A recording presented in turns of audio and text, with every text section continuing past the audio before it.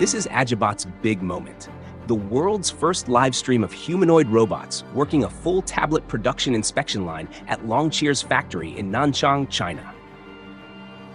A few months ago, Western competitors like Figure AI ran these massive 200-hour sorting marathons to prove their robots were ready for work. The catch?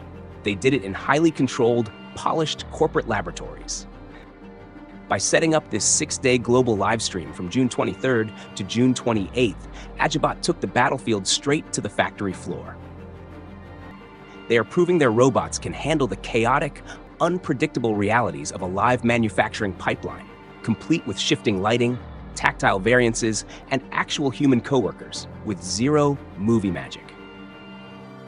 The robot you see gliding around is the Agibot G2, working at the multimedia integrated testing stations.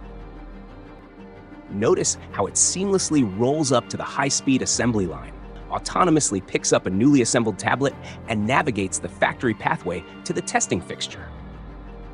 The craziest part is the insertion. It is placing those devices into the testing slots with sub-millimeter precision. Once the diagnostic test is done, the robot retrieves the tablet and sorts it into either a pass or fail bin.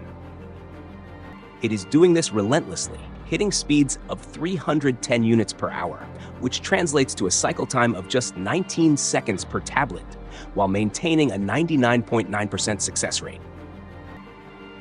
Looking at the brain side of things, it packs serious compute power, headlined by the NVIDIA Jetson Thor T5000 for onboard AI inference, perception, and real-time decision-making. There's also additional processing like Rhino R1 boards for a total powerhouse setup that handles complex vision, planning, and control locally without constant cloud reliance.